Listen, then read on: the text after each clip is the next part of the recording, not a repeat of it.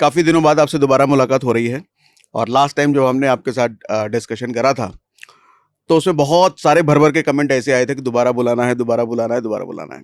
तो आज फाइनली आप लोगों की डिमांड पे हमने दोबारा बुला लिया, इनवाइट कर लिया अनुराग सर को।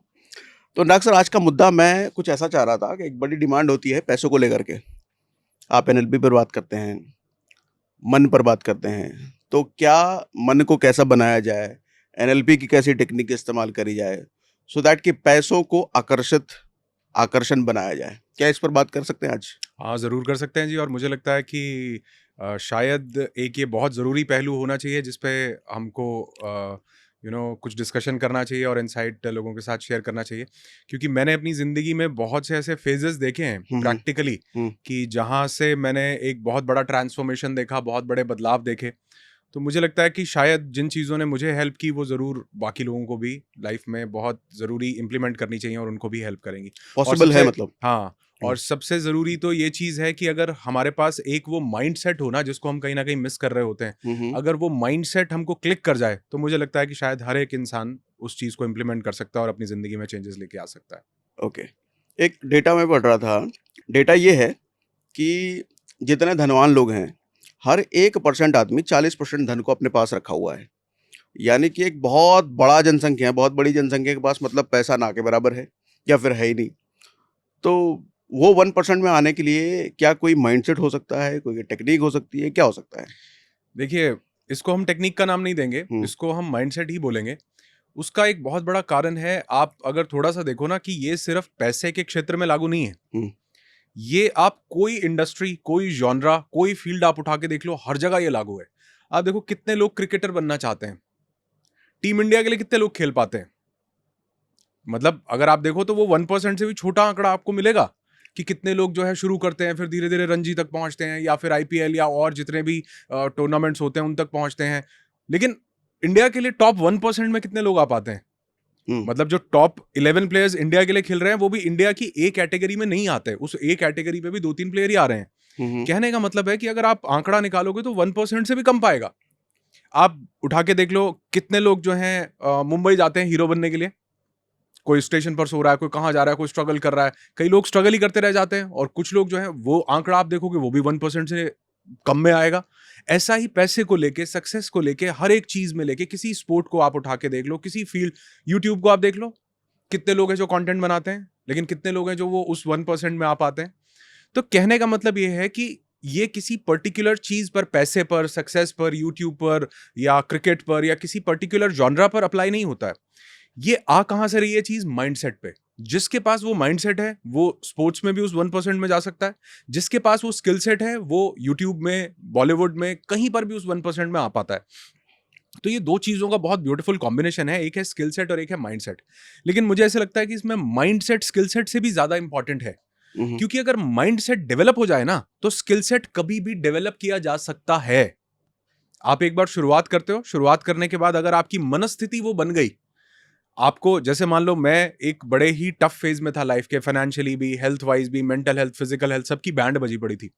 और ऐसा लगता था कि यार ये कभी शायद मैं इस बीमारी को कॉन्कर नहीं कर पाऊंगा, या मैं कभी पैसा नहीं कमा पाऊंगा, या मेरे पास वो स्किल नहीं है, मैं कैसे कैसे करूंगा, compete कैसे करूंगा लोगों को। तो और कभी कभी तो ये भी लगता था कि लोगों की तो किस्मत अच्छी हो सकती है, मेरी किस्मत अच्छी नहीं है।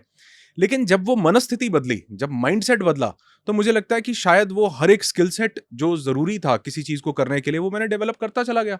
और वो ऐसा कहते हैं ना कई बार कई लोग कि वो हलवा है, हुँ, वो हलवे की तरह डेवलप होता जाता है। क्योंकि आपकी पूरी की पूरी बुद्धि, आपका मन, आपकी चेतना, हर चीज उस जगह पर आकर केंद्रित हो जाती है जो आपको फिर वो सारे दरवाजे धीरे धीरे ओपन करना शुरू कर देती है, संयोग बनाती है, सागर जी से मिलाती है, उनसे मिला।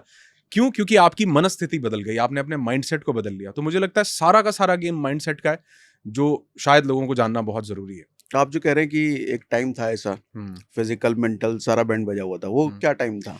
कुछ लाइफ में मुझे ऐसा लगता है कि हर एक इंसान की जिंदगी में कुछ ऐसे चैलेंजेस हुँ, जरूर आते हैं। हुँ, हुँ, और जिंदगी है तो मैं ऐसा अक्सर बोलता हूँ कि जिंदगी ईसीजी की तरह ही चलती है भैया, कभी अप या कभी डाउन। अगर वो सीधी चल रही है तो समझो हुँ, हुँ, हैप्पी बर्थडे हो गया है।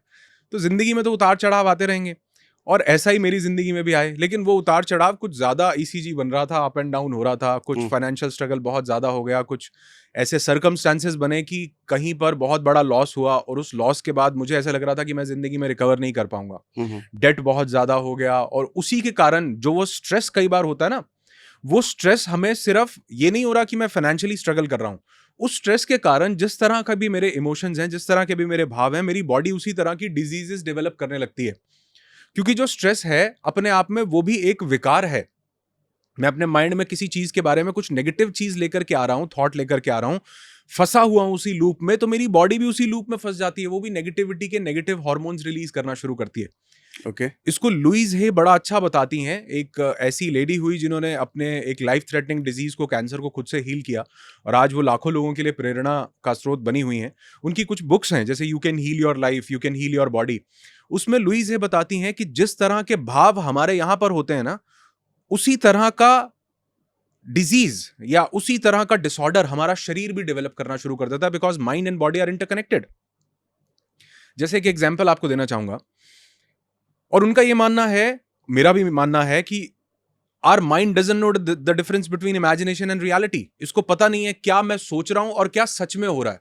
अगर मैं अपने दिमाग में सोच रहा हूं कि मैं सागर जी के पास साथ बैठा हूं और पॉडकास्ट कर रहा हूं, तो ये पॉडकास्ट रियल हो रहा है। और अगर मैं रियल बैठ के पॉडकास्ट कर रहा हूं तो भी ये रियल होता है, क्योंकि जब यहां चल रहा होता है तो दिमाग को नहीं पता कि रियल क्या है और इमेजिनरी क्या है। तो लुइस हे एक बात बोलती हैं कि कोई भी इमोशन है, वो इमोशन आपकी बॉडी में सर्टेन केमिकल्स रिलीज करता है, और वो केमिकल्स जिस तरह का भाव है उसी तरह के इंपैक्ट क्रिएट करता है। जैसे यदि आपके माइंड में ये इमोशन सप्रेशन का आ गया कि वो कहती हैं जिस इंसान के पास परिवार की जिम्मेवारी आ गई, उसके कंधे पे पूरी फैमिली का बोझ आ गया, उसके एकदम से रिस्पॉन्सिबिलिटी उसके पास आ गई और उसको लगा कि यार बहुत बोझ है, परिवार का एकदम से भार आ गया है, तो आप देखोगे वो अपनी गर्दन में, कंधे में, पीठ में दर्द डेवलप कर लेगा, सर्वाइकल हो जाएगा। ऐसा होता है? 100%। आप देखना कितने कमेंट्स हमारे पास आते हैं कि वाकई यार ऐसा है, लेकिन आज से पहले हमने रियलाइज नहीं किया। आज से पहले तो सिर्फ हम कह रहे हैं कि इसको क्योर कर लो, गोली खा लो, ये कर लो, लेकिन वो ठीक नहीं हो रहा, क्योंकि वो आउटसाइड इन नहीं मिला है, वो इनसाइड आउट फ्लो करने वाली चीज है, वो अंदर से मिली हुई चीज है, और हम उसको बाहर से क्योर करना चाह रहे हैं। हम उसको सप्रेस तो कर पाते हैं, रोक तो पाते हैं, लेकिन हम उसको ठीक तब कर पाते हैं जब हम उस इमोशन को जड़ से मिटाएंगे। आप देखोगे दिमाग पर जब वो बोझ ले रखा है, जब वहां से वो लिबरेट होगा, तो वो बोझ हटने से पीठ और गर्दन और कंधे का दर्द ठीक होने लगेगा। ओके। और कितने लोगों को देखना, आप देखना रेजोनेट करेंगे लोग कि जब एक्चुअल में वाकई में परिवार की एकदम से जिम्मेवारी आई, उसके बाद से पता ही नहीं लग रहा कि ये दर्द क्यों नहीं जा रहा है, कहां कैसे आ गया। तो जिस तरह का इमोशन है उसी तरह की चीजें बॉडी डेवलप करने लगती है। तो मेरे पास उस टाइम पर जो इमोशंस थे, लैक के, कि पैसा चला गया, सब कुछ चला गया, होप बिल्कुल खत्म हो चुकी थी कि कुछ नहीं होगा, अनवर्दीनेस की फीलिंग कि मैं कुछ नहीं कहूं, मैं कुछ कर नहीं सकता, मेरी सेल्फ वर्थ शैटर हो चुकी थी कि यार मैं तो जिंदगी में। और देखो कि जब भी लाइफ में किसी इंसान की जिंदगी में चैलेंज आता है तो उसकी सेल्फ वर्थ सबसे पहले खत्म होती है, क्योंकि उसको लगता है यार मैं कुछ कर ही नहीं पा रहा हूं, कितनी कोशिश कर रहा हूं, यहां हाथ पैर मार रहा हूं, वहां वो कर ही नहीं पा रहा हूं। लेकिन वो जो हाथ पैर मारने की एनर्जी है वो सब नेगेटिव इमोशंस के कारण निकल रही है, वो डेस्परेशन है उसमें, और डेस्परेशन एक बड़ी नेगेटिव एनर्जी है। तो वो धीरे धीरे माइंडसेट भी खराब हुआ, बॉडी में भी डिजीज डेवलप होनी शुरू हुई। ऐसे लगता था कि यार इतनी छोटी उम्र में, कई लोग बोलते इतनी कम उम्र में इतना बीपी, ये कैसे हो रहा है, ये तो 80-90 में होता है। लेकिन आज पता चलता है ये तो 80-90 में भी नहीं होता है, तो सारा का सारा माइंडसेट का गेम है। तो वो स्ट्रेस की वजह से कहीं ना कहीं बहुत सारी डिजीजेस, बहुत सारा फाइनेंशियल स्ट्रगल जो चल रहा था, मुझे ऐसा लगता था कि मैं जिंदगी में शायद कभी इससे बाहर नहीं निकल पाऊंगा। और इसीलिए जो चीजें आज मैं बता रहा हूं या जो मैं बोल रहा हूं ना, उनमें भाव, एक तो होता है भाव, मैं भाव से, हाँ आपका भाव बहुत बढ़िया जी, ठीक कह रहे हो। एक है भाव, एक है अपना पर्सनल एक्सपीरियंस, कि मैंने उस सारे जीवन को जिया है, और जी करके वहां से निकल कर मैं आज यहां पर, जहां जिस भी मुकाम पर हूं, उस सारी जर्नी को बड़ा क्लोजली ऑब्जर्व किया है। और मैंने उसमें पाया है कि सिर्फ एक चीज बदलने से अपना माइंडसेट बदला, माइंडसेट बदलने से भाव बदले, भाव बदलने से स्वभाव बदला, स्वभाव बदलने से उसके बाद धीरे धीरे जो चीजें मेरी जिंदगी में आने वाली थी वो बदली, संयोग बने, लोग मिले, काम बढ़िया हुआ, मेरा स्किल सेट मेरा पॉलिश करने का मन किया कि हाँ इस चीज में काम करता हूं। जब आप आलस में, सुस्ती में बैठे होते हो ना, आप देखोगे उसके पीछे भी एक बहुत बड़ा कारण स्ट्रेस है। उठने का मन नहीं करता इंसान का बेड से, वो सोचता है यार मैं कुछ कर ही नहीं सकता। एक्चुअल में वो कुछ कर सकता है, लेकिन अभी उसके अंतर मन से ये भाव ही नहीं आ रहा कि मुझे कुछ कर लेना चाहिए, क्योंकि सेल्फ वर्थ पूरी खत्म है। उसको पता है मैं कुछ नहीं कर सकता। तो जब वो अंदर से भाव बदलता है ना, तो आप उठते हो, आप जागते हो। मैंने यूट्यूब शुरू किया, चैनल शुरू किया, एक कंपनी, ट्रेनिंग कंपनी फॉर्म की, और उसके बाद ऐसा देखा कि किसी ने मुझे बोला, यार इसमें तो ये वीडियो बनता है, ये तो एडिट करना पड़ता है, ये सब। मुझे पता नहीं कहाँ से, मैं एक दिन अचानक से सुबह बैठा हुआ था, मैंने अपना सिस्टम खोला, मेरे पास किसी सब उस भारी स्ट्रगल में भी एक चीज मेरे पास छूट गई थी। कल रात को भी मैं अपनी टीम से जिक्र कर रहा था, वो था एक मैकबुक। कुछ छूट नहीं गई थी बचा था, मतलब? मतलब मेरे पास बचा रहा था, अच्छा, सब मतलब बिक गया था ऐसा? सब चला गया था, लेकिन वो मैकबुक मेरे पास सलामत था। तो एक दिन कुदरती ऐसा हुआ कि मैंने उसको खोला, मैं उसके नीचे से ऐसा फिंगर, बैठा हुआ ना इंसान, जब वो दिमाग में कुछ नहीं होता तो कुछ भी करता रहता है, कुछ भी देखता रहता है, तो मैं ऐसा फिंगर स्क्रॉल करा, उसके नीचे बार जो होता है, उस बार में एक स्टार सा बना हुआ था। मेरी जैसे ही वहां पे आई, उसके ऊपर से एक पॉपअप आया, आई मूवी। आई मूवी, ओके। मैंने क्लिक किया, मैंने कहा ये क्या है, वो देखा तो वो एक एडिटिंग का सॉफ्टवेयर था। मैंने कहा कोई, और उसी दिन कोई मुझे बोल रहा था कि यार ये तो एडिट, और मैं बैठ गया था कि अपने से नहीं होगा यार। कहा था ये तो बहुत बढ़िया है। मैंने फटाफट से उसमें उसका कैमरा जो था वो ऑन हो गया, उसमें फेस टाइम करके आता है, वो कैमरा ऑन हुआ, उसमें क्लिप रिकॉर्ड हुई, मैंने उसको कॉपी करके आई मूवी में डाला। मैंने कहा ये लेफ्ट से कट मारा, राइट से कट मारा, आवाज नीचे की, आवाज ऊपर की, दूसरी क्लिप। मैंने कहा हो गया ये तो। यानी जब आप मनस्थिति बदलते हो ना, तो स्किल सेट डेवलप करने में टाइम नहीं लगता, चीजें अपने आप आपको सूट करती जाती हैं, क्योंकि आपने अपने भाव को बदल लिया है। तो मैंने भाव बदला, स्किल सेट अपने आप बदलता गया, चीजें डेवलप होती गई, मैं उन चीजों को धीरे धीरे पॉलिश करता गया। मतलब स्टार्टिंग में मैं यूट्यूब का वीडियो बनाता भी खुद था, उसको एडिट भी खुद करता था, वो सारा उसका एसईओ भी खुद करता था, डालता भी था, स्क्रिप्ट भी खुद, सारा काम, मतलब ए से लेके जेड तक सब काम कर रहा हूँ, ट्रेनिंग भी कर रहा हूँ, ये भी कर रहा हूँ, वो भी कर रहा हूँ, करता जा रहा हूँ। पता नहीं कहां से चीजें अलाइन होती गई, एक भाव बदलने से कि हाँ यार ये सब कुछ हो सकता है, मैं कर सकता हूँ, ट्राई करके देखते हैं।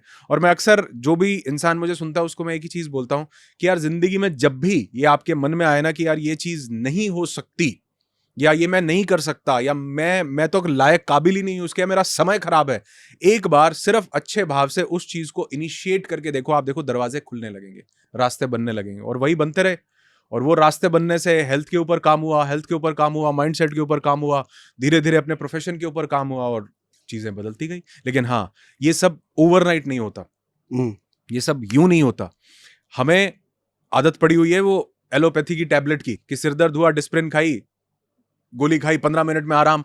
तो हमें लगता है कि सब चीजें जो गड़बड़ हमने 40 साल में की हैं, जो 15 साल 10 साल में गड़बड़ किया है, वो यूं ठीक होना चाहिए।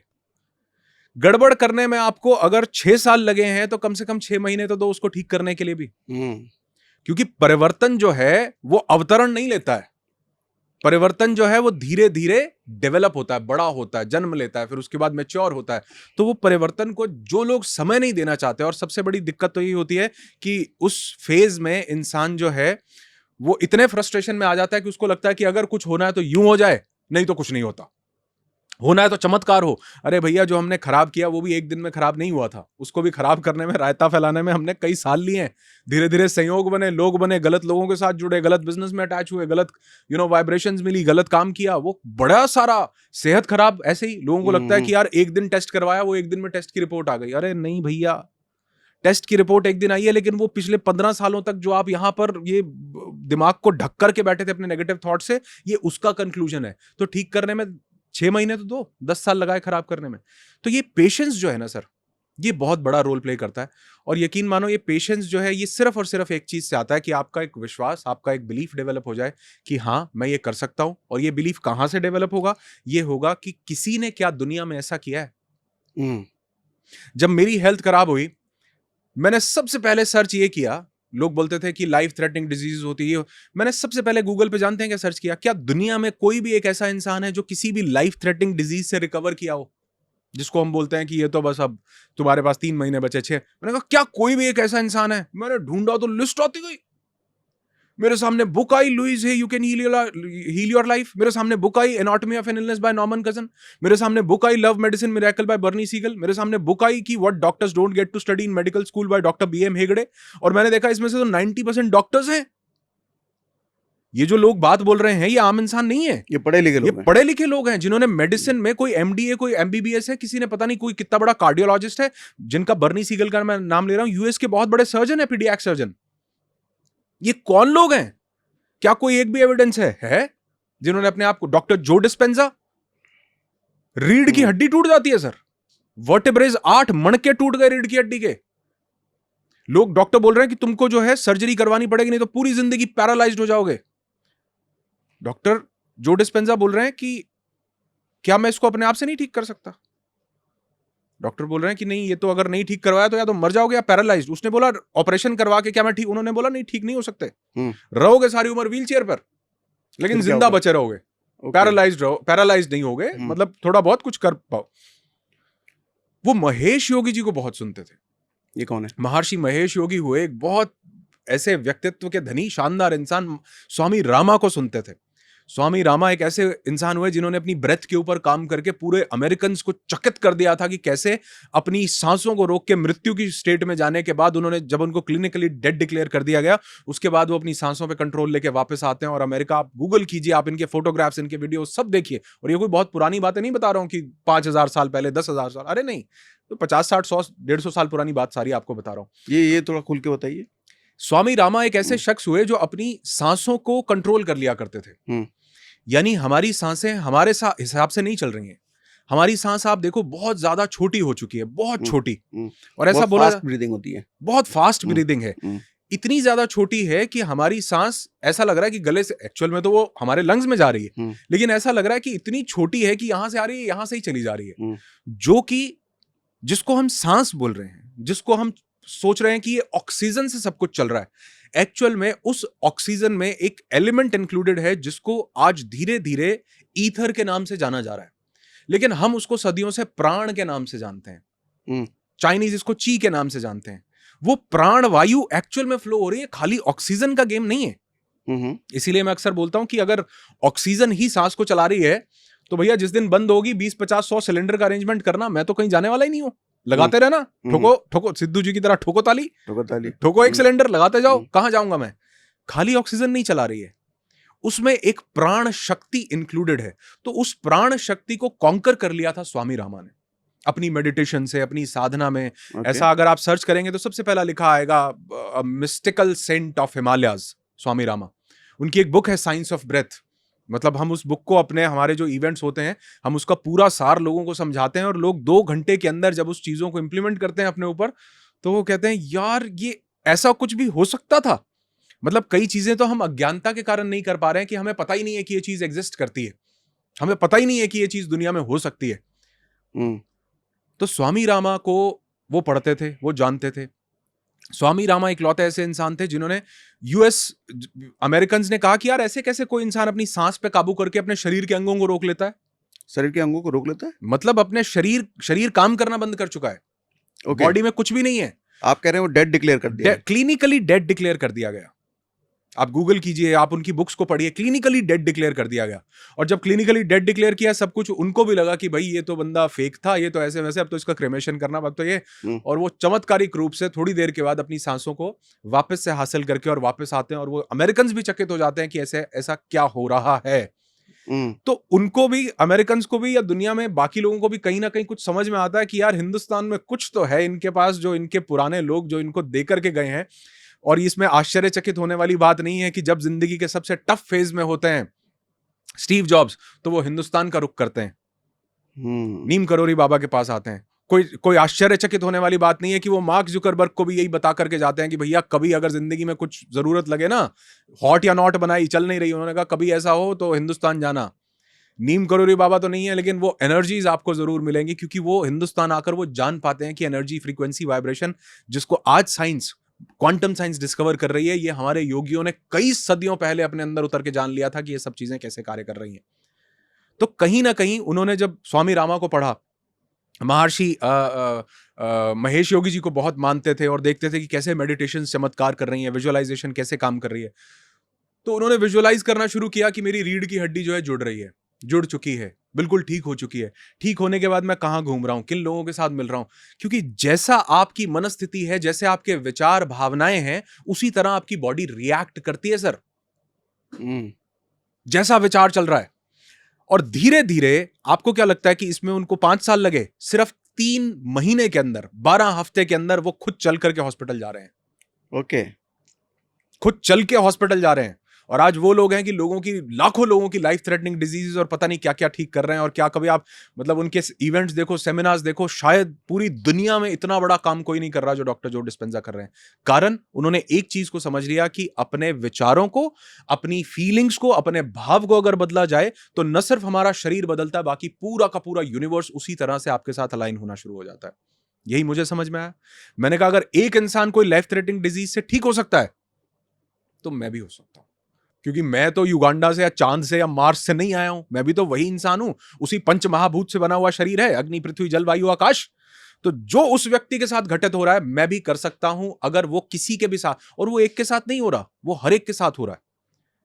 हम कई बार मैं लोगों के साथ ये शेयर करता हूं, हमारे इवेंट में, हमारे इवेंट होता है अवेकन योर हीलिंग इंटेलिजेंस, 4 दिन लोग मेरे साथ पूरा जुड़ते हैं, बात करते हैं, तो मैं उनके साथ सिर्फ एक चीज शेयर करता हूं। मैं कहता हूं आप सिर्फ और सिर्फ ये चीज करके देखो अपने साथ, अपने विजुअलाइजेशन में, अपने अंदर अपने भाव को बदल करके, कि कैसी जिंदगी आप जीना चाहते हो उसको यहां पर जीने लग जाओ। जब आप उसको यहां जीने लग जाते हो तो न सिर्फ आपका शरीर बल्कि पूरा यूनिवर्स उसी के अकॉर्डिंगली अलाइन होना शुरू हो जाता है। और ये जब लोग करते हैं, 1-2 दिन के बाद लोगों को लगता है यार वाकई ये तो इतना पावरफुली काम कर रहा है, क्योंकि हमारा कर्म सिर्फ हम फिजिकली नहीं कर रहे हैं, हम यहां से भी जो सोच रहे हैं वो भी हमारा कर्म है। तो अगर हमने यहां पर अपने विचार बदले तो हमने अपना कर्म बदल लिया। मैंने अपने कर्म बदले अपने विचारों के थ्रू, और वो कर्म बदलने से धीरे धीरे देखा कि मेरी बॉडी में उसके चेंजेस आ रहे हैं, मेरे माइंड में उसके चेंजेस आ रहे हैं, लोगों के रूप में चेंजेस आ रहे हैं। उसी तरह के लोग मेरे साथ जुड़ने लगे जो मुझे एलिवेट करें, जो मुझे ऊपर लेकर के जा सके, मुझे सपोर्ट करें, मुझे अच्छी चीज बता सके। और अगर कोई बुरी चीज भी बताता था तो मनस्थिति बदलने के कारण उसमें से मैं कुछ अच्छा पिक कर लेता था। जैसे गांधी जी को किसी ने एक चिट्ठी लिखी और चिट्ठी में गालियां ही गालियां थी, और वो चिट्ठी थी लगभग 4 पेज की। वो 4 पेज की चिट्ठी लिखी, वो गांधी जी पढ़ते गए, वो साथ में उनका कोई शिष्य खड़ा था, वो देखकर हंस रहा है, वो कह रहा क्या भाई बापू इतनी गालियां इसमें लिखी। वो कह रहे कोई बात नहीं, सारी चिट्ठी पढ़ी, चिट्ठी पढ़ने के 4-5 पेज थे, पिन लगाया हुआ था, वो चिट्ठी के जितने पेज थे वो निकाले, पिन रख लिया। वो कहते ये क्या कर रहे हो? कहते ये काम की चीज है। पिन रख लिया? पिन जो पेजेस को जोड़ा हुआ था, जिस पिन ने, वो पिन रख लिया, पेजेस सारे दे दिए। वो बोला ये क्या कर रहे हो? कहते ये काम की चीज है, काम आएगा। ये अपने काम का नहीं है, साइड में कर दो। ओके। तो हर एक ऐसी परिस्थिति में, हर एक ऐसी चीज में हमें कुछ ना कुछ काम की चीज जरूर मिल जाती है, अगर हमारा मन, हमारा भाव वैसा है उसमें से कुछ अच्छा देखने का। तो वो देखा, और आज सब कुछ आपके सामने है कि कैसे चीजें बदलती हैं। और मैं इसका एक साक्षात लाइव एग्जाम्पल हूं कि क्या तो स्ट्रेस और क्या तो डिप्रेशन और क्या तो सुसाइडल थॉट्स और क्या तो anti depressant pills, sleeping pills, क्या फाइनेंशियल स्ट्रगल, और जिंदगी में हर उस चीज से निकला। और ये मैं इसलिए नहीं बोल रहा हूं क्योंकि मैं निकला, मैं एक्सेप्शन हो सकता हूं, लेकिन मेरा जितने पार्टिसिपेंट्स मेरे पास आते हैं वो सब अपनी जिंदगी में ये चीज अनुभव कर पाते हैं जब वो अपने माइंडसेट के ऊपर काम करते हैं। तो ये मुझे पता चलता है, बड़ा क्लियरली दिखता है, लोगों को दिखता है कि हाँ, यहां पर चीजें बदलने से बॉडी में और बाहर सब कुछ बदला जा सकता है, सिर्फ अपनी मनस्थिति को कॉन्कर कर लिया जाए तो। अभी थोड़ी देर पहले आपने आई मूवी का वो जो एग्जांपल दिया, आपका मैकबुक बचा हुआ था, तो ये आई मूवी और मैकबुक था तो बहुत पहले से थे, लेकिन मुझे लगता है शायद आप उस सर्चिंग जोन में आए, लुकिंग जोन में आए, तब जाके वो दिखा। तो आदमी, मुझे लगता है मनस्थिति ये बदलने का मतलब, जब आदमी उस सर्चिंग जोन में आ जाए तो चीज़ें होती हैं आसपास ही हैं, दिखना तब शुरू होता है। बिल्कुल ठीक है। नहीं, तब तक शायद वो नेगेटिव, मेरे किस्मत में ही कुछ नहीं है, ऐसा वाला होता है। हमने कितनी बार ये कहानी सुनी है कि पांडवों को उनके गुरु लेकर के गए और गुरु बोल रहे हैं कि भैया वो पेड़ के ऊपर क्या दिख रहा है। जिसका जैसा भीम को भूख लगी हुई है तो वो बोल रहा है गुरुजी आम दिख रहे हैं, बहुत बढ़िया मीठे मीठे आम लगे हुए हैं। समझ रहे हो? अब वही चीज अर्जुन से पूछी गई तुम्हें क्या दिख रहा है, तो वो बोल रहा है मुझे चिड़िया की आंख दिख रही है, क्योंकि वो इसी भाव से गया कि मुझे जो है अपनी धनुर्विद्या के लिए मैं यहां पर, बाकी किसी को भूख लगी है, कोई सोच रहा है कि यार क्या वेदर, किसी को वो नकुल सहदेव को हो सकता है वहां पे पत्ते देखे, क्या वेदर है, शानदार, बहुत बढ़िया। लेकिन वो जिस मनस्थिति से वहां पर गया, उसको वो कह रहा है मुझे चिड़िया की आंख दिख रही है। तो एक ही चीज में 10 इंसान अलग अलग, जैसे हम स्टोरी एक बार बताते हैं ना कि एक हाथी, 10 अंधे लोगों को एक हाथी के सामने खड़ा किया, उन्होंने देखा तो है नहीं, उन्होंने कहा भाई बताओ हाथी कैसा होता है। जो जिसने पैर को टच किया उसने कहा बहुत बड़ा खंबे जैसा हाथी होता है। जिसने उसकी सूंड को टच किया उससे पूछा गया भाई ये हाथी कैसा, उसने कहा बड़ा सॉफ्ट सॉफ्ट लचीला ऐसे ऊपर। किसी ने पूंछ को टच किया, उसने कहा ये तो बिल्कुल चूहे जैसा, ये तो पतला सा ऐसा हाथी हो। तो वो जिस जगह पर वो इंसान थे उसी जगह के हिसाब से उनको वो भाव आए कि हाथी कैसा होता है। ऐसे ही आप यहां पर जिस जगह पर हैं उसी तरह के चीजें आपके साथ, आप लोगों को देख करके, चीजों को ऑब्जर्व करके सुनोगे। एक बड़ी अच्छी स्टोरी है, ओशो से सुनी थी, और इसमें वो बताते हैं कि एक इंसान वृद्ध इंसान है, बूढ़ा इंसान है, अपने गांव के बाहर बैठा हुआ है। एक राहगीर वहां गांव से गुजर रहा है, उसको अपना गांव चेंज करना है, बदलना है, पुराने गांव से निकल करके आया है। ठीक है। तो वो उस वृद्ध इंसान से, गांव के बैठे बाहर बूढ़े इंसान से पूछता है कि ये जो गांव है, ये गांव के लोग कैसे हैं? कहते क्या करना है? कहते मुझे शिफ्ट होना है, मैंने काम बदल लिया, तो मैं नई जगह यहां पर आना चाहता हूं, मुझे बदलना है। तो वो कहते पहले ये बताओ, जिस गांव में तुम रहते थे उस गांव के लोग कैसे थे? वो सोचता है यार ये क्या सवाल हुआ। कहते लेकिन फिर भी बताओ, उस गांव के लोग कैसे थे? कहते इतने बेकार थे, इतना मतलब तंग करके रखते थे कि वहां से निकलने ऐसे लगता था कि कब यहां से निकलूं और बढ़िया जगह पे जाऊं। पर ये गांव के लोग कैसे हैं? कहते ये गांव के लोग उससे भी ज्यादा बेकार हैं। 2 ही दिन में लगेगा कि तंग हो गए, फिर ढूंढोगे कि नया गांव, यहां मत बसो, कहीं और जाओ। एक दूसरा व्यक्ति आता है, वो पूछता है उस इंसान से कि बाबा ये गांव के लोग कैसे हैं, मुझे इस गांव में बसना है। कहते पहले ये बताओ, जिस गांव में रहते थे वहां के लोग कैसे थे? कहते तो काम के चक्कर में निकलना पड़ा, लेकिन ऐसे इंसान थे, ऐसा लगता था स्वर्ग में रह रहा हूं। इतने खूबसूरत, इतने अच्छे, इतने दिल के साफ, इतने नेक, इतने मदद करने वाले, इतने बढ़िया लोग थे। लेकिन ये गांव के लोग कैसे हैं? कहते हैं भूल जाओगे पुराने गांव के लोगों को, उससे भी 10 गुना ज्यादा अच्छे लोग आपको यहां पर मिल जाएंगे, इतने नेक दिल मिलेंगे, इतने अच्छे मिलेंगे। उस बाबा से किसी ने पूछा ऐसा क्यों बता रहे हो? कहते ये जैसी मनस्थिति से आए हैं वैसे ही ये इन लोगों को भी रिसीव करने वाले हैं। अगर किसी को लगता है पुराने लोग बहुत खराब थे, तो यहां भी सब लोग खराब ही मिलने वाले हैं भैया। अगर किसी को लगता है पुराने लोग बहुत अच्छे थे, तो यहां उससे भी अच्छे लोग मिलने वाले हैं, क्योंकि लोग वैसे नहीं है जैसे वो हैं, लोग वैसे होते हैं जैसे आप उनको देखना शुरू करते हैं। तो इसलिए जो आप कह रहे हो वो बिल्कुल ठीक है कि जैसे हमारे यहां पर चीजें होती हैं, वैसा ही चीजें को हम देखना शुरू करते हैं। वो मैकबुक में पहले 50 बार खोला होगा, बंद किया होगा, देखा होगा बड़ा सुंदर है, पीछे एप्पल का लोगो बना हुआ है, लाइट जलती है, बहुत बढ़िया है, लेकिन उस दिन ध्यान गया सिर्फ और सिर्फ आई मूवी पे, उस दिन ध्यान गया सिर्फ और सिर्फ चिड़िया की आंख पे, क्योंकि ढूंढ आप ऐसा ही कुछ रहते हैं। क्योंकि मनस्थिति वैसी बनाने के आगे अग्रसर हो रहा था कि मुझे ये चीज करनी है, तो वही चीजें सामने आने लगी, दिखने लगी। पैसों को आकर्षित करने के लिए क्या, किस तरह का मनस्थिति बनाया जाए? देखो सर, लोगों का सवाल होता है बहुत कॉमनली है। हाँ, ये बहुत बहुत ज्यादा, और मेरे पास भी हमारे इवेंट, हमारा लॉ ऑफ अट्रैक्शन का इवेंट होता है, आप यकीन नहीं मानोगे 90% लोग उसमें आकर के सबसे पहला सवाल यही पूछते हैं कि सर मैं पैसा कैसे आकर्षित करूं। तो एक्चुअल में जो हमारा इवेंट होता है उसका नाम है लॉ ऑफ अट्रैक्शन, लेकिन मैं लॉ ऑफ अट्रैक्शन सिखाता नहीं हूं। मैं किसी को नहीं बोलता हूं कि आपको कुछ अट्रैक्ट करना है, मैं इसका बिल्कुल उल्टा करता हूं। वो कैसे? जब हम लास्ट टाइम मिले थे तो भी मैंने आपके साथ एनर्जी के बारे में काफी चर्चा की थी, काफी डिस्कस हुआ था, और हमने वाटर बॉटल के साथ ही शायद मैंने आपको बताया था कि हर चीज एक एनर्जी है। ये भी एक एनर्जी है, मैं भी एक एनर्जी हूं। हमारे योगी सदियों पहले से ये बात बोल करके आए कि यथा ब्रह्मांडे तथा पिंडे, जो पूरा ब्रह्मांड है वही ये पिंड है, मतलब हम सब वही एनर्जी से मिलकर के बने हैं, वही पंचमहाभूत से मिलकर के बने हैं, पंचमहाभूत में विलीन हो जाते हैं। जो मिट्टी की थी मिट्टी में चली जाती है, जो अग्नि थी अग्नि ले जाती है, जो वायु में थी वो वायु में विलीन हो जाती है। लेकिन साइंस आज डिस्कवर कर रही है, हमको न्यूटन बता रहे हैं, हमको आइंस्टीन बता रहे हैं कि everything is energy, and energy can not be created not destroyed, it can only be transformed. आप नया कुछ नहीं बना, सब चीजें ट्रांसफॉर्म, एक रूप से दूसरे प्रारूप में बदल रही हैं। तो मैं कहता हूं भैया, अगर सब कुछ एनर्जी है तो तुम्हें अट्रैक्ट करने की क्या जरूरत है? क्या चीजें तुम्हारे पास नहीं अट्रैक्ट होकर आ सकती? आपने भी, आप जिंदगी में आज एक बहुत अच्छे मुकाम पे हो, आपने भी बहुत बार ऐसा महसूस किया होगा कि आपके भाव अच्छे होने के कारण आपको कोई चीज नहीं भी चाहिए, या आपने अट्रैक्ट करने का नहीं भी सोचा होगा, लेकिन वो इंसान, वो परिस्थिति, वो पैसा, वो दौलत, वो सिचुएशन, वो खुद आपके पास चल के आए होंगे। कैसे आए? आपने तो कभी उस पर्सन का नाम, लोग बोलते हैं यार फलाना पर्सन, फलाना पैसा, 1 करोड़। मैं कहता हूं अपने भाव को बदलो, करोड़ छोड़ो, आप तो बड़ा छोटा सोच रहे हो, पता नहीं क्या क्या चीजें आपके पास आने को तैयार हैं। क्योंकि जब सब कुछ एनर्जी है तो जरूरी थोड़ा आप ही ऐसी एनर्जी हो जिसको अट्रैक्ट करना पड़ेगा। आप अपने भाव को बदलो, चीजें भी आपकी तरफ आकर्षित होकर के आएंगी, पैसा आपकी तरफ आएगा। तो जहां पर हम ये कोशिश कर रहे होते हैं ना कि मुझे ही चीजों को अट्रैक्ट करना है, वहां पर एक डेस्परेशन है, एंड डेस्परेशन बहुत नेगेटिव एनर्जी है सर। डेस्परेशन में लैक का, कमी का भाव है। अगर मैं बोलूं कि मुझे 1 करोड़ कमाना, 1 करोड़ कमाना है, तो सबसे पहले दिमाग में डेस्परेशन, लैक आता है कि मेरे पास अभी कुछ नहीं है भैया, मैं अभी गरीब हूं, मैं अभी कंगाल हूं, तभी तो मुझे कमाना है। हम्म। तो मैं डेस्परेशन वाली फीलिंग में क्यों जाऊं? तो क्या फर्क है डेस्परेशन और किसी को आकर्षित करने वाली फीलिंग में? डेस्परेशन का मतलब है कि मुझे ये बड़ी ही एक, जैसे मैंने लास्ट टाइम भी आपको बताया था, एक होती है भूख, एक होती है हवस। हम्म। हम्म। हाँ। हवस मिटती नहीं है, भूख मिट जाती है, क्योंकि भूख में शांति है और आपको एक संतोष है कि इसके बाद भी मैं बिल्कुल रिलैक्स, मैं बिल्कुल ठीक हूं।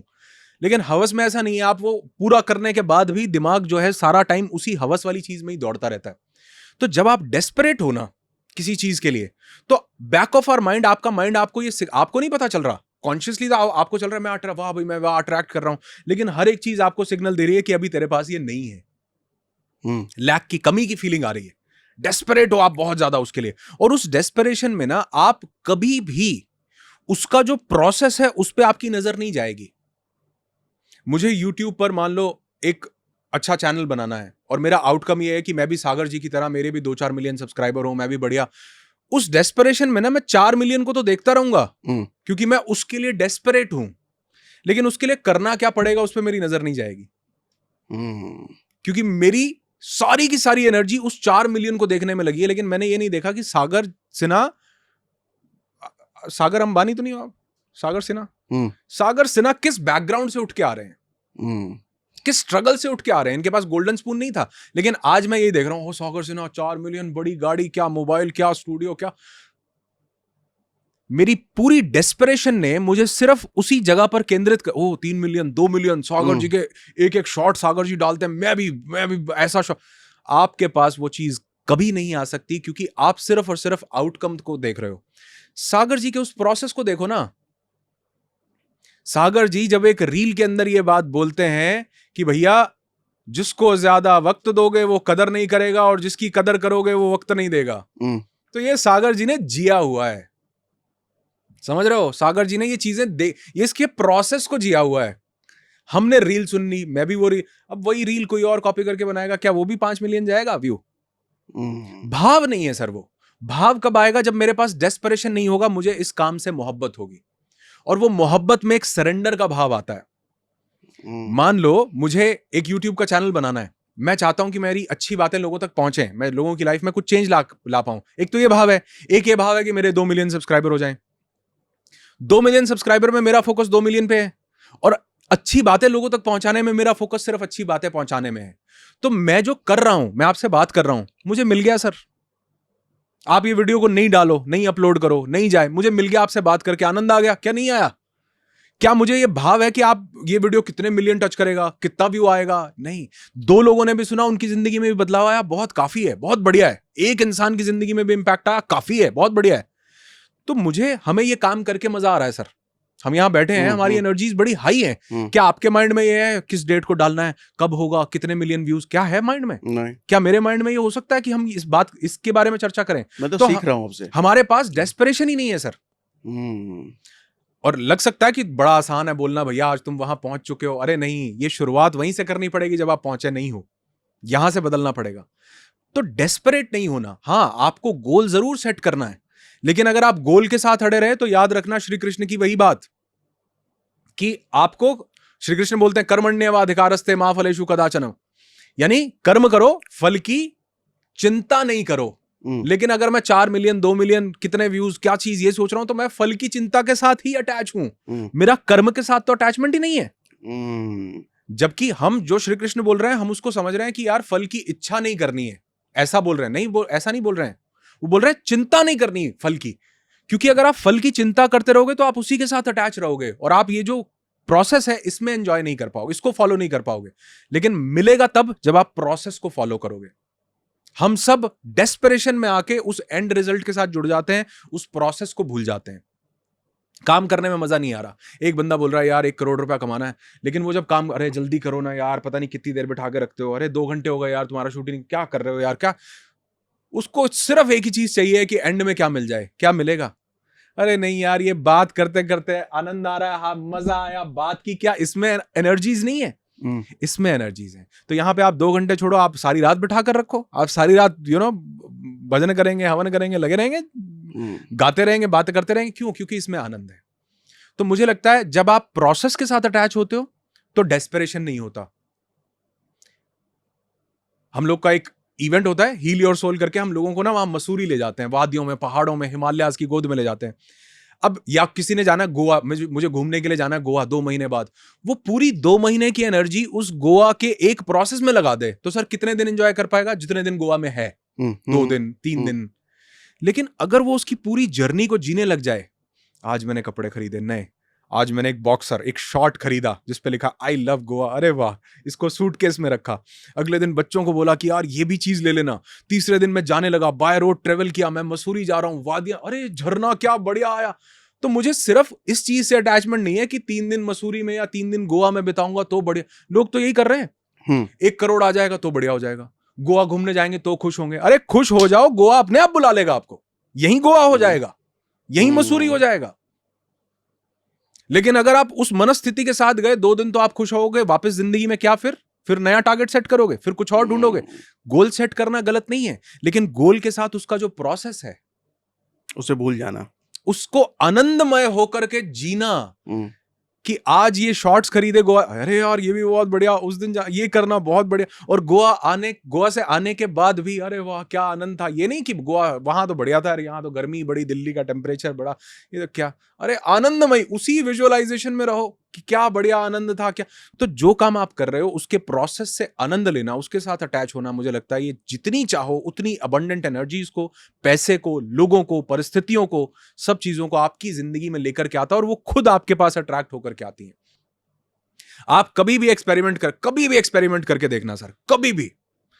मुझे एक बात बताओ, आपके यहां पर मुझे कोई चींटी नहीं दिख रही है, कोई वो चींटा नहीं दिख रहा है, मकोड़ा उसको हम बोलते हैं, कोई कीड़ी, कोई ऐसा एंट, कोई कुछ नहीं दिख रहा है आपके पूरे यहां पर।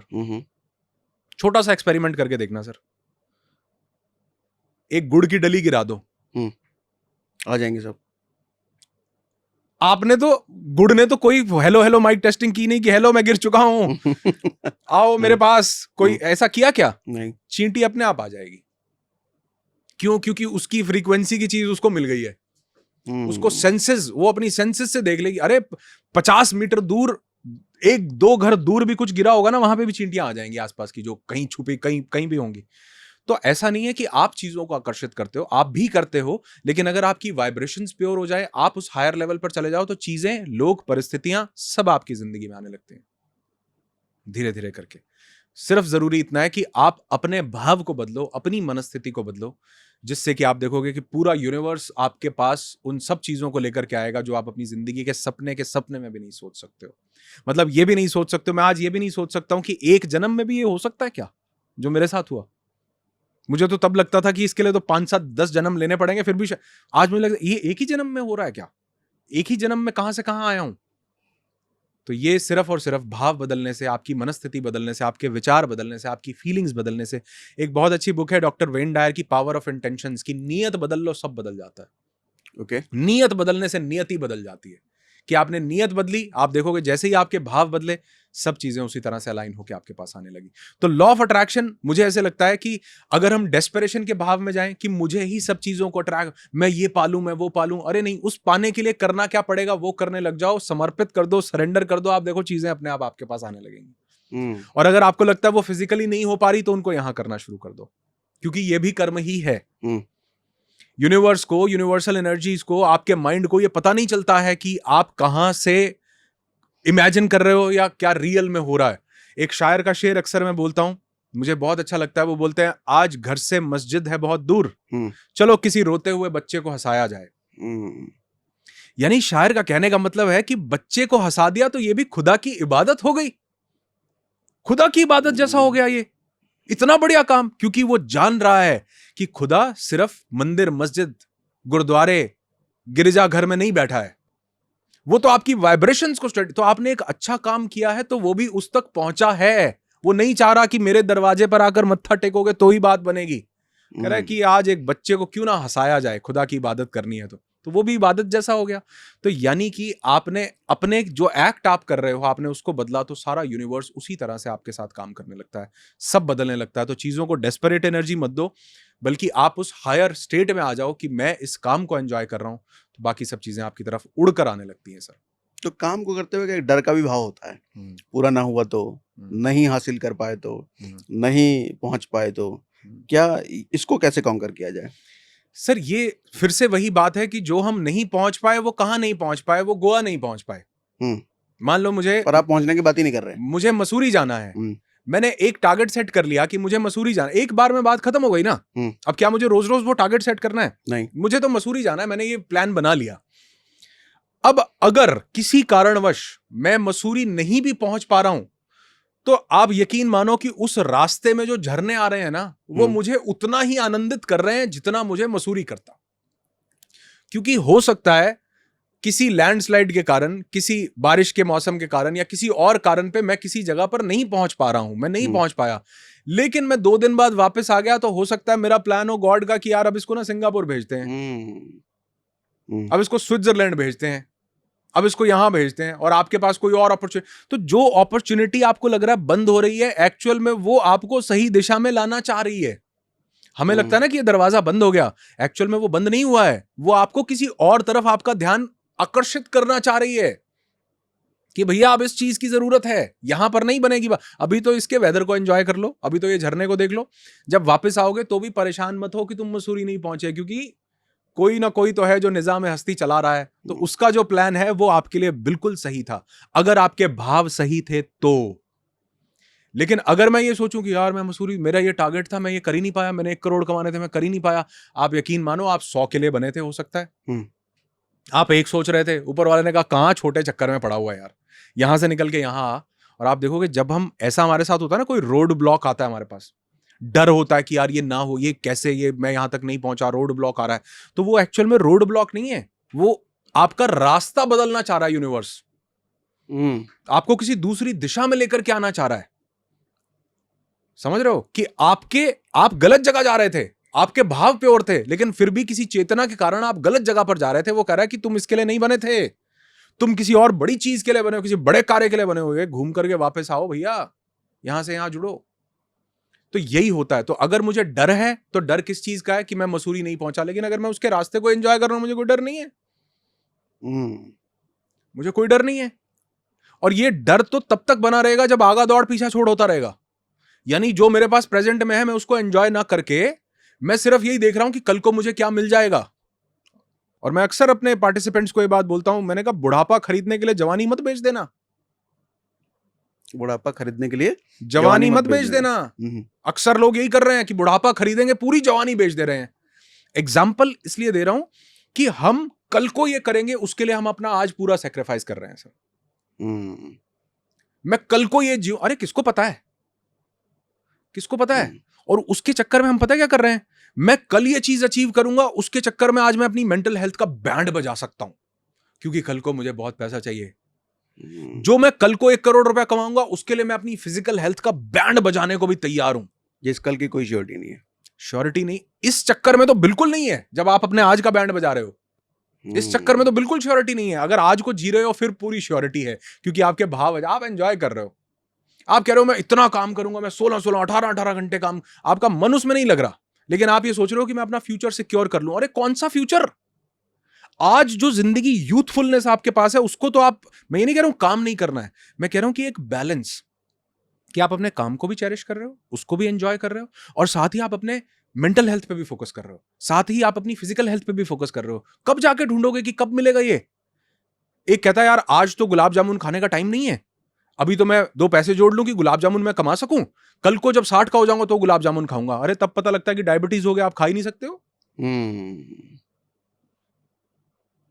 तो इसलिए कई बार हमारे कुछ पार्टिसिपेंट्स हमसे पूछते हैं, सर ये जो आप हील योर सोल करते हो, पहाड़ों में क्यों ले जाते हो, मतलब वादियों में, हिमालय पे क्यों चढ़ाते हो। मैंने कहा जब तक जवान हो पहाड़ चढ़ सकते हो, चढ़ लो, गोवा तो 60 की उम्र में भी चले जाओगे बीच पे घूमने में कौन सा चाहिए कुछ। जवान हो तो पहाड़ चढ़ लो, बढ़िया मस्त ले लो मजा। तो आज के मोमेंट को, प्रेजेंट मोमेंट को चेरिश करना उतना ही जरूरी है जितना कि फ्यूचर के बारे में हमको चिंता करना, या फ्यूचर के बारे में सोचना, या कल को क्या होगा। और आप देखोगे अगर पूरी एनर्जी सिर्फ फ्यूचर को दी तो ना तो फ्यूचर बढ़िया होगा, और प्रेजेंट को तो हम खराब कर ही रहे हैं। इस बार आपके पहाड़ों में भी चलूंगा। अरे वाह क्या बात है। और मुझे ऐसा लग रहा था कि शायद लास्ट टाइम भी हमारा कुछ ऐसा विचार बना हाँ, था, लेकिन हाँ, हम चल नहीं पाए थे। हाँ। हमारा लास्ट में कुछ वो इवेंट में कुछ वो था, लेकिन जरूर आपको भी बहुत अच्छा लगेगा।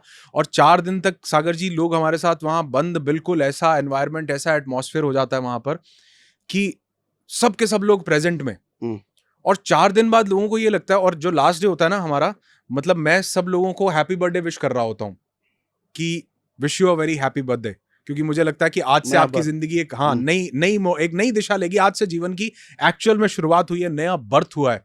तो इतना ट्रांसफॉर्मेशन, इतना चेंज वहां पर आ जाता है लोगों के माइंड में, क्योंकि एक तो वादियां, एक हमारे लोकेश जी एक ऐसे वातावरण में वहां पर ले जाते हैं कि वो जगह ही ऐसी है कि कुछ जगह की अपनी एनर्जीज हाँ, होती हैं, एनर्जीज इतनी शानदार। ऊपर से वो धीरे धीरे जितना पहाड़ों के नजदीक जाओ उतना मुझे ऐसा लगता है कि महादेव के करीब पहुंचते जा रहे हैं कहीं ना हम्म, कहीं।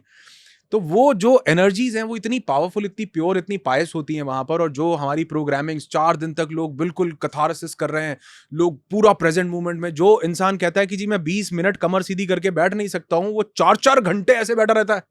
ओके। वो खुद से हैरान, वो कहता है यार ये मेरे साथ हुआ क्या है। वो 4 दिन में ऐसा हो जाता है? 4 दिन के अंदर हो तो सर चीजें तो यूं बदली जा सकती हैं अगर आप अपने भाव को बदल लो। आपकी इंटेंसिटी कितनी है उसको बदलने की, कितनी शिद्दत से आप उस चीज को चाहते हो, वो यूं बदला। डॉक्टर जो डिस्पेंजा ने 1 मिनट में नहीं बदला। उसने कहा कि मैं तो बस ये डिसीजन लूंगा कि मैं अपने अंदर विजुअलाइज करूंगा, मैं अपने वर्टेब्रेज को, अपने मणकों को, रीढ़ की हड्डी को अपने विजुअलाइजेशन में जोड़ूंगा। मैं तो ये देखूंगा ये जुड़ गया, जुड़ने के बाद मैं पहाड़ चढ़ रहा हूं, खेल रहा हूं, इवेंट कर रहा हूं, ये कर रहा हूं, मेरे साथ कौन कौन लोग। 3 हफ्ते के अंदर वो चमत्कार है। आप कहोगे नहीं जी ये तो ऐसे, आप ऐसे सैकड़ों हजारों लोग देख लोगे।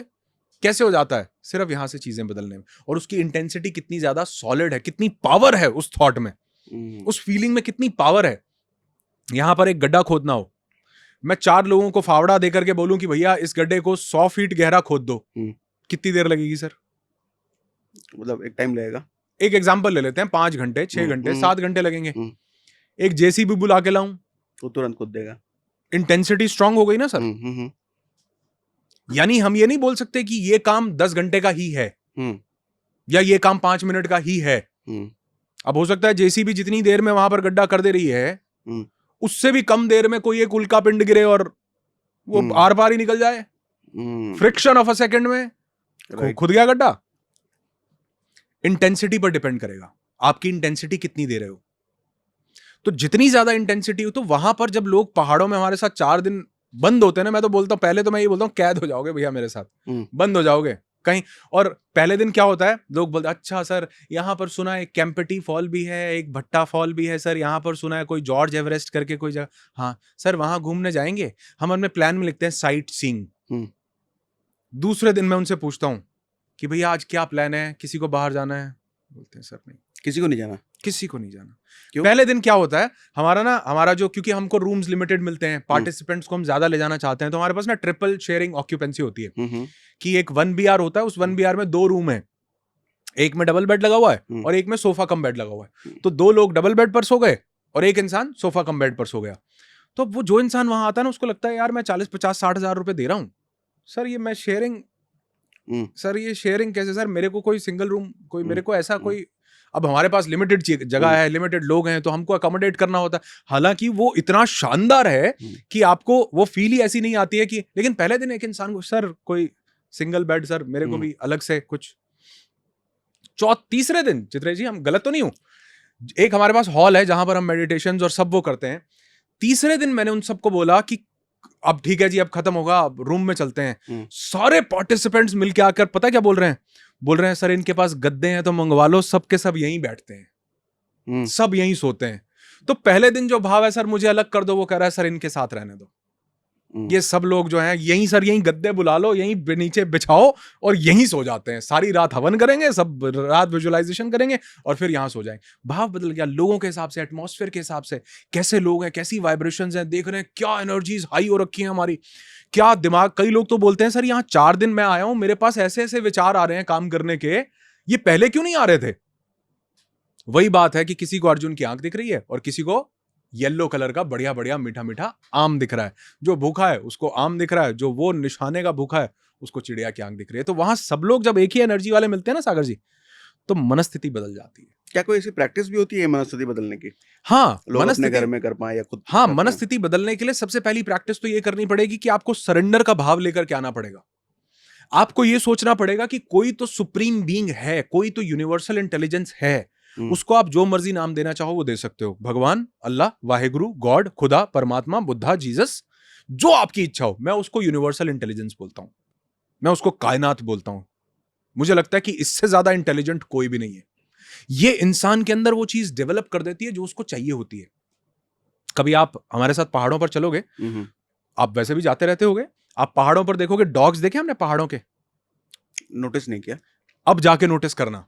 आप पहाड़ों के डॉग्स देखोगे ना, उनके शरीर पर फर होता है, बहुत ज्यादा बाल होते हैं, ढके होते हैं वो बहुत ज्यादा। क्यों भैया? ठंड। क्योंकि ठंड के कारण धीरे धीरे उनके जेनेटिक सिस्टम ने वो चीज डेवलप कर ली कि उनके शरीर को ठंड ना लगे, इसलिए धीरे धीरे बाल वो शरीर के ऊपर आ गए, वो फर शरीर के ऊपर डेवलप हो गया। यहां के जो डॉग्स हैं उनके ऊपर तो नहीं है वो, वहां के क्यों है? क्योंकि यूनिवर्सल इंटेलिजेंस ने धीरे धीरे उनके अंदर ये चीज डेवलप करते गए, उनके अंदर ये चीज आती गई, वो डेवलप कर ली। ठीक वैसे ही जब हम यहां से अपने आप को बदलते हैं तो यूनिवर्सल इंटेलिजेंस तो ये बोलती है सिर्फ जो हुक्म है मेरे आका। उसके पास तो एक ही, जो हुक्म है मेरे आका, जो हुक्म, आप जो कह रहे हो वो ठीक है बिल्कुल। अगर आपको, मैं पार्टिसिपेंट्स को बोलता हूं, if you think you can do it, you are right. If you think you can not do it, you are also right. ये भी सही है। आपको लगता है आप कर सकते हो, बिल्कुल ठीक। लगता नहीं कर सकता, बिल्कुल मेरा उसमें कोई योगदान नहीं है। आपको लगना चाहिए सबसे। तो सबसे पहले एक सरेंडर का भाव, एक कन्विक्शन, भगवान, अल्लाह, वाहिगुरु, गॉड, खुदा पर, मैं उसको यूनिवर्सल इंटेलिजेंस बोलता हूं। मुझे उसमें इतना बिलीफ है क्योंकि मैंने उस बिलीफ से लोगों की जिंदगी में चमत्कार होते हुए देखा है, अपनी जिंदगी में चमत्कार होते हुए। सरेंडर, जब आप सरेंडर कर देते हो ना सर, कल ही हम लोग एक चर्चा कर रहे थे, कुछ बात हो रही थी, और वहां पर आप देखो, जो अंगद था, मतलब अंगद एक रामायण का एक बहुत अहम पार्ट था, लेकिन आप देखोगे कल चित्रेश जी के साथ कितनी खूबसूरत चर्चा हो रही थी कि वो जो है वो राम जी के एक कैटेगरी के लोगों में नहीं आता था। हाँ। मतलब वो हनुमान जी वाले पोजीशन पर नहीं है, वो सुग्रीव नहीं है, वो बाली नहीं, वो सुग्रीव नहीं है, वो मतलब वो जामवंत नहीं है, वो फ्रंट उसमें नहीं आता था, लेकिन वो दूत बना के उसको भेजते हैं कि तुम जो है रावण के पास जाओ, और वो रावण की भरी सेना में अपना पांव गाड़ देता है, और वो कहता है कि अगर इस पांव को भी हिला लिया तो समझो युद्ध नहीं होगा, तो समझो श्री राम हार गए। अंगद के पांव को अगर तुम्हारे किसी भी शूरवीर ने हिला दिया, यानी एक छोटा सा सैनिक, वो कह रहा है भैया, वो जानता नहीं रावण और इंद्रजीत और पता नहीं कैसे कैसे क्या अक्षय कुमार जैसे पावरफुल लोग, वो कह रहा है कि पैर हिला दिया तो खत्म, समझो युद्ध, तुम जीत गए। ये तुम्हारे, जो तुम्हारे पास है तुम्हारा, हम वहां से वापस। एक छोटा सा बंदा बात बोल रहा है, कहां से बोल रहा है? उसको बिलीव है अपने श्री राम पर। उसको पता है ये पैर तो ये छू भी नहीं पाएंगे, और वो बड़े से बड़े महारथी आते हैं और वो अंगद का पांव नहीं हिला पाते हैं। वो लोग जिन्होंने राहु केतु को अपने पंजे से बांधा हुआ है, वो लोग उसका पांव नहीं हिला पाते हैं। बिलीफ सबसे पहला। अगर मेरा बिलीफ स्ट्रांग है कि हां मैं सरेंडर करता हूं, कोई ना कोई तो डिवाइन इंटेलिजेंस है जो मेरा बुरा नहीं चाहती है, ना मेरा अच्छा चाहती है, वो तो जो मैं चाह रहा हूं उस पर बोलती है जो हुक्म मेरे आका। ना बुरा चाहती है ना अच्छा चाहती है, वो तो जो हम चाहते हैं उसको अप्रूव करती है सर। अगर मैं कहूं कि हमने ना कई बार कई चीजें ऐसी बच्चे को सिखाने के लिए ना, हमको उसको डर देना पड़ता है कि बेटा ये रोटी खा ले, नहीं तो बाबा आ जाएगा उठा के ले जाएगा। करते कि नहीं? बेटा ये कर लो, नहीं तो मैडम ऐसे। करते कि नहीं? ये ना थोड़ी सी अज्ञानतावश, क्योंकि बच्चा छोटा होता है, वो समझ नहीं पाता। हमने कई चीजें ऐसी बनाई कि ये नहीं करोगे तो भगवान दंड देंगे, ये काम नहीं करोगे तो खुदा ऐसे कर देगा, ये नहीं करोगे, ये व्रत नहीं रखोगे तो ऐसे हो जाएगा, इस टाइम पर ये कर दिया तो भगवान कुंठित तो नाराज हो जाएंगे। ये बच्चे को, बालक को समझाने के लिए, क्योंकि उसको और कुछ समझ में नहीं आता, तो उसको एक छोटा सा डर दिया जाता था। ऐसे ही हमको भी दिया गया, लेकिन उसके पीछे मंशा डराने की नहीं थी। उसके पीछे ये था, भैया ये काम कर ले, रोटी खा ले, तेरे लिए जरूरी है, नहीं खाएगा तो बाबा उठा के ले जाएगा। हमको भी उतनी बुद्धि विकसित नहीं थी। हमको अच्छे कि ये वाला काम नहीं करोगे ना तो भगवान नाराज हो जाएंगे। अरे भैया, अगर कोई नाराज होने के लिए बैठा है तो वो भगवान थोड़ा है। वो भगवान कैसा जो नाराज होने के लिए बैठा है? वो फूफा है। वो तो फूफा है, वो तो जीजा है। वो भगवान थोड़ा हुआ। हम्म। तो भगवान आपके लिए कभी आपसे नाराज होने के लिए नहीं बैठे हैं। वो यूनिवर्सल इंटेलिजेंस तो सिर्फ ये बोल रही है भैया जो तुम चाह रहे हो मैं भी वही चाह रहा हूं, तुम जैसा चाह रहे हो मैं भी वैसा चाह रहा हूं। क्योंकि हर एक के लिए खाता लगाना, कापी लगाना कि सागर जी ने क्या अच्छा किया, लिखो लिखो लिखो, इसने बुरा, अरे लिखो इसका बुरा बुरा लिख दो इसको, कितने रजिस्टर लगाने पड़ेंगे भैया। वो तो कह रहे हैं भैया एल्गोरिथम है, जो करते जाओगे पाते जाओगे। हमारे यहाँ कंप्यूटर में कितनी हार्ड डिस्क भरे तुम्हारे डेटा से, 5 मिनट पहले कुछ कर रहे हो, 5 मिनट बाद कुछ कर रहे हो। कितने लोगों का भरे, और कितने प्लैनेट्स का भरे, और कितनी गैलेक्सीज का भरे, कितने यूनिवर्सेस का भरे, किस किस का डेटा भरे, नहीं भरे। अरे तुम जैसा कर रहे हो, तुम्हारे ही हाथ में दिया हुआ है कमान। यथा ब्रह्मांडे तथा पिंडे, यथा ब्रह्मांडे तथा पिंडे, जो उसके जो सेम वही वाइब्रेशन जो यूनिवर्स में वही आपके पास है भैया। सिर्फ आप जो बोलते हो वो उसको पूरा कर देता है, जो आप सोचते हो वो उसको पूरा कर देता है, जैसी एनर्जीज आप लेते हो वो उसको वैसा पूरा कर देता है। तो इसलिए वो जो लोग हमारे पास आते हैं उनकी मनस्थिति बदलती है, चीजें बदलती हैं, एटमॉस्फेयर बदलता है, सराउंडिंग बदलती है, सब बदलने लग जाता है। आप कुछ जादू वादू में बिलीव करते हो क्या? देखो आपका सवाल बहुत अच्छा है पहली बात तो, लेकिन इसको मैं नाम अलग दे सकता हूं। मैं वाइब्रेशंस में बिलीव करता हूं, जिसको लोग जादू मानते हैं। वो कैसे? कई बार हमें लगता है कि ये चीज किस्मत की तरह एकदम से सामने आ गई, ये तो जादू हो गया रातों रात। ऋतिक रोशन की एक मूवी आई थी कहो ना प्यार है, तो ऋतिक रोशन को बोले जाने लगा एक रात में सक्सेसफुल हो गए, एक रात में स्टार बन गए। ऋतिक रोशन का मैंने उसके बाद इंटरव्यू सुना, वो बोले कि मैंने अपने पिताजी के साथ 16 साल तक लगातार बैक ऑफ द कैमरा काम किया है। बचपन से ही किया है? बचपन से ही किया है। मैंने असिस्ट भी किया है, मैंने स्पॉट बॉय वाला काम भी किया है, मैंने कैमरामैन का काम भी किया है, मैंने डांस मास्टर के साथ भी काम किया है। तो जो आपको लग रहा है ये एक रात में हुआ है, इसके पीछे मेरी 16-17 साल की मेहनत है। दिख एक दिन में रहा है। तो वो जो दिखता है एकदम से है ना जादू में, वो लगता है कि ये जादू हो गया, वो जादू नहीं है भैया। वो जादूगर के हाथ की सफाई उसको प्रैक्टिस करने में बड़ा लंबा समय लगा है। उसको 15 साल तक वो अपने फादर से पता नहीं कहां सीखा, फिर वो बच्चा था, फिर वो सीखते सीखते आज यहां तक पहुंचा। बड़े सालों की प्रैक्टिस है। आप जादू दिखाओ, नहीं दिखा पाओगे। क्यों? क्योंकि आपने वो प्रैक्टिस नहीं की है। तो जो जिंदगी में एकदम से लग रहा है ना कि यार सागर जी की जिंदगी में तो जादू हो गया, जादू के लिए भी अभ्यास चाहिए। ऑडी, क्या बढ़िया गाड़ी, क्या भाई साहब इससे महंगा फोन तो दुनिया में नहीं है जो सागर जी लेकर के घूम रहे हैं। क्या ये तो जादू जादू नहीं हुआ है। सागर जी की जिंदगी को एक बार स्टडी करके देखो आप, कहां कहां इस कोयले को घिस करके पत्थर होना पड़ा है, और उस पत्थर के बाद हीरा बनने में उस यूनिवर्स ने कितनी मदद की है। तो जिस चीज को हम जादू बोल रहे हैं, अगर आप सागर जी की जिंदगी को एक बार से थोड़ा सा स्टडी करके देखो तो आपको पता चलेगा भैया ये एक रात वन नाइट स्टार नहीं है, ये वन नाइट वंडर नहीं है। इसके पीछे बड़ी एक मेहनत लगी है, इसके पीछे बड़े थपेड़े लगे हैं, इसके पीछे बड़ी जगह पर इंसान ने अपने आप को पता नहीं किस किस हालात में रख करके यहां तक पहुंचाया है। लेकिन क्योंकि वो हमें दिखता नहीं है, वो जो हाथ की सफाई जादूगर की है ना, जादू कहते हैं उसको हम जादू कह देते हैं। वो हमें दिखती नहीं है कि उसके पीछे की चीज क्या चल रही है, इसकी लर्निंग कितनी है, इसकी प्रैक्टिस कितनी है। यहां से कबूतर निकाल दिया एकदम से, अरे भाई जादू, अरे नहीं भैया, ये इसको ये काम करने में पता नहीं कितने साल लगे हैं। वो उसेन बोल्ट जो 8-9 सेकंड में 100 मीटर दौड़ रहा है, आप उसको जादू बोल सकते हो, लेकिन वो 16, 18, 20 सालों तक उस 9 सेकंड के लिए प्रैक्टिस जो कर रहा था वो तो आपको दिखी नहीं है, आपको जादू लग रहा है। क्योंकि उसका एकदम से जो अपीयरेंस हुआ वो तभी चीजें दिखने लगती हैं एकदम से। लेकिन कोई भी चीज जादू नहीं है सर, उस चीज के पीछे एक बहुत बड़ा प्रोसेस है, एक बहुत बड़ी मेहनत है, एक बहुत बड़ी लगन है। अपनी वाइब्रेशंस को बदलना है, और अगर वो बदलो तो हाँ, सब चीजें देखने वाले को जादू की तरह ही अपीयर होती हैं, लेकिन करने वाले को पता चलता है कि एक्चुअल में इसमें बहुत सी चीजों का कंट्रीब्यूशन है, छोटा छोटा मिला करके मैं यहाँ पर पहुंचा हूँ। आपकी बातों से हर बार मैं मंत्रमुग्ध हो जाता हूँ। पिछली बार भी ऐसे ही, मतलब मन कर रहा है चलता रहे, लेकिन एक लिमिटेशन है तो हमें स्टॉप करना पड़ेगा इसको। नहीं जरूर। और लेकिन अगली बार आपके साथ में मसूरी जरूर चलूंगा। अरे क्या बात है, 4 दिन के लिए। 2-3-4-5 सितंबर को हमारा इवेंट हो रहा है। और ठीक है, मैं आपके ऑडियंस को भी बताना चाहूंगा कि हमारा एक इतना शानदार इवेंट होता है 4 दिन के लिए। स्टर्लिंग रिजॉर्ट्स मसूरी में वो इवेंट हो रहा है। और हम हर साल जो है हमारे 6 महीने में 2 इवेंट्स होते हैं, फिजिकल इवेंट। लेकिन वहां पर लिमिटेशन कुछ ऐसा होता है कि हम 25-30 लोगों से ज्यादा को लेकर के जा नहीं पाते हैं। ठीक है, क्योंकि मुझे हर एक के साथ टाइम स्पेंड करना होता है, बात करनी होती है, वो जो उनके माइंड की प्रोग्रामिंग है वो सब चीजें देखनी होती हैं, तो इसलिए बड़े लिमिटेड लोग जा पाते हैं। लेकिन हाँ, आप इस बार चलेंगे तो आपको भी इतना आनंद आएगा हम्म। कि आप क्योंकि हमारे कई पार्टिसिपेंट्स ऐसा बोलते हैं, सर ये ना आप जिंदगी में जितनी बार करने वाले हो उस सब के लिए हमारा ऐसा? बुक कर दो, मतलब हम हम्म। हर बार यहाँ पर आएंगे। हम्म। लेकिन मुझे ऐसे लगता है कि नहीं, कुछ लोगों को चांस देना चाहिए, कुछ नए लोग हमारे पास आए, क्योंकि लिमिटेड है। हमारा एक इवेंट होता है, हम प्लान कर रहे हैं मुंबई या पुणे में, वहां पर हम ज्यादा लोगों को इनवाइट कर सकते हैं, ओके। लेकिन वो पहाड़ों में हम किसी और मकसद, किसी और पर्पज के लिए जाते हैं।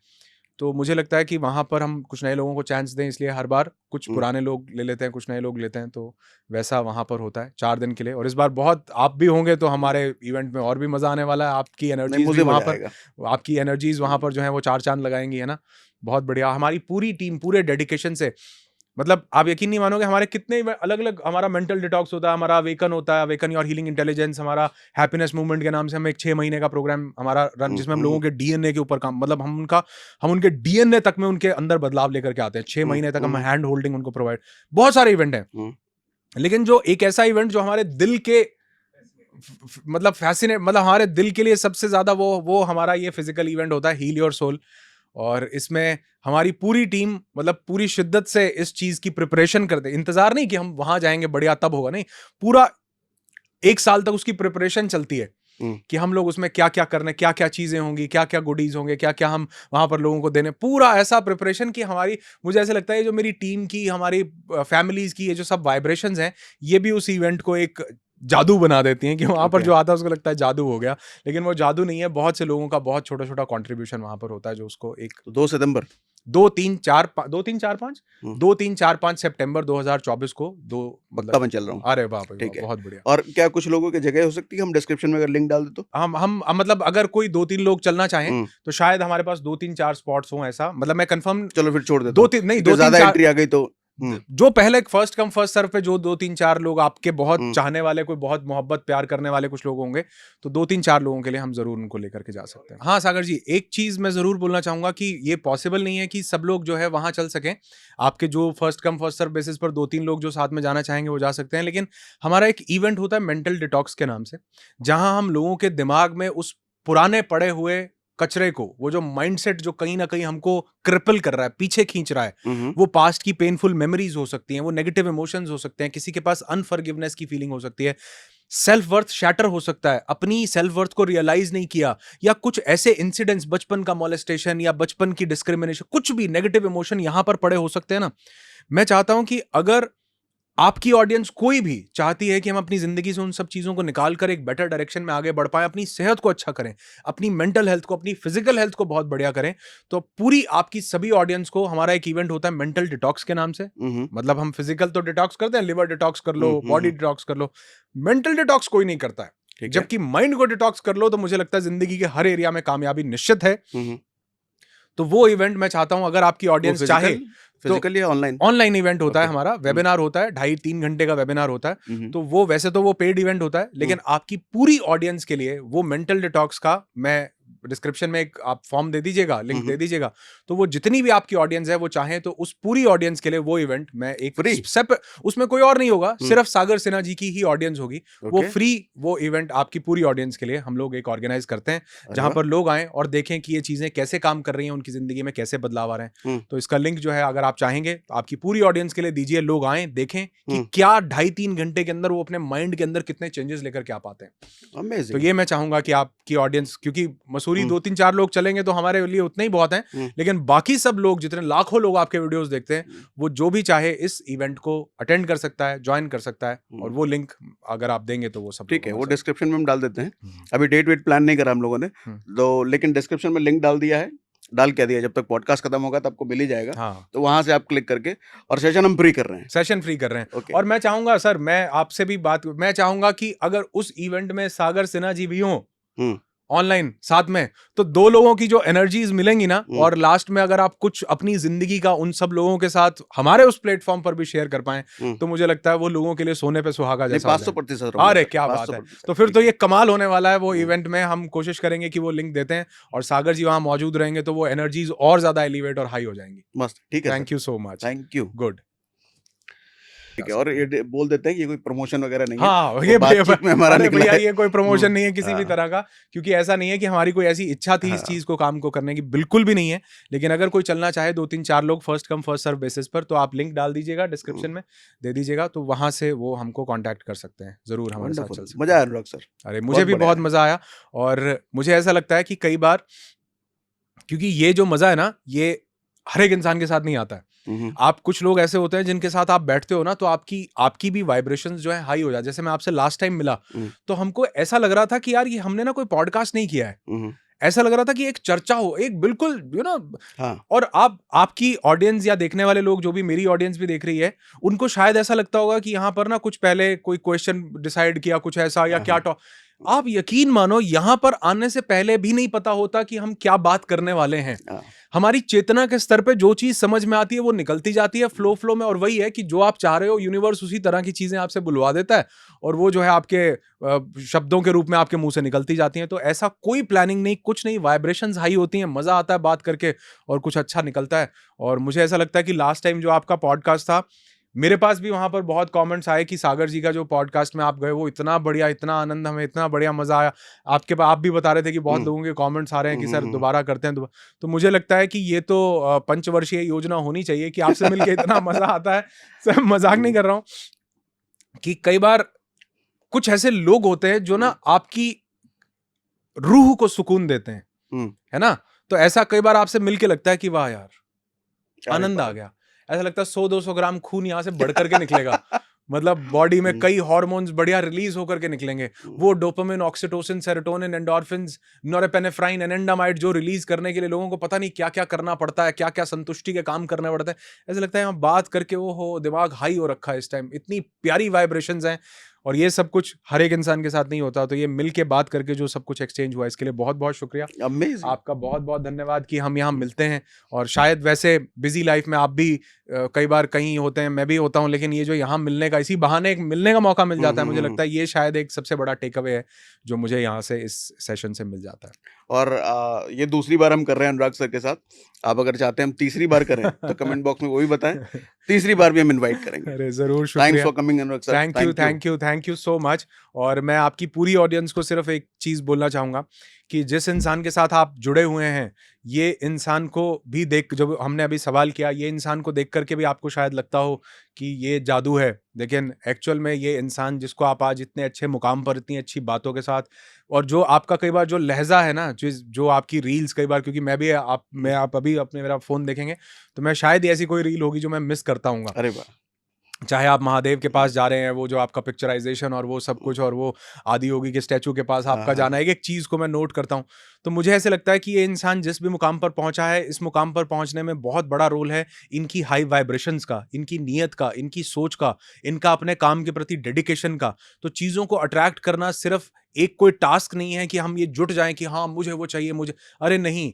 मैं एक लाइन बोलता हूँ, और इसी लाइन के साथ आज के इस पॉडकास्ट का मैं एंड करना चाहूँगा कि you never attract what you want in your life. आप ज़िंदगी में वो कभी भी नहीं पाते हो जो आप चाहते हो। You never attract what you want in your life, you only attract who you are. हुँ, आप जो हो, आप वही अपनी ज़िंदगी में अट्रैक्ट करोगे, वो नहीं अट्रैक्ट करोगे जो आप चाहते हो। क्योंकि चाहने से अगर पाया जाता तो हर इंसान पा लेता, लेकिन चाहने से पाया नहीं जा रहा है, होने से पाया जा रहा है। अब आप कहोगे अगर मैं गरीब हूं, अगर मेरे पास पैसे नहीं, तो मैं तो हूं नहीं, हुँ, तो मैं कैसे पाऊंगा? यहां से हो जाओ, यहां से हो जाओ। दुनिया के हर अमीर इंसान को आप उठा करके देखो, आज स्पेशली, आज वो इंसान अमीर नहीं हो रहा है जिसके बाप दादा अमीर थे। हुँ, आज वो इंसान बड़ा बन रहा है जिसके पास अमीरी यहां पर थी। सोच में एक टीटी महेंद्र सिंह धोनी बन सकता है, एक नाइट वॉचमैन नवाजुद्दीन सिद्दीकी बन सकता है, एक शेफ अक्षय कुमार बन सकता है, एक आम इंसान सागर सिन्हा बन सकता है, अनुराग ऋषि बन सकता है। तो आप क्यों नहीं बन सकते हो? सब बन सकते हो, लेकिन चाहने से नहीं होगा, हो जाने से होगा। अगर जिंदगी में वो परिस्थितियां नहीं आ रही, तो यहां से हो जाओ, आप देखोगे सब जिंदगी में ऑटोमेटिकली आने लगेगा।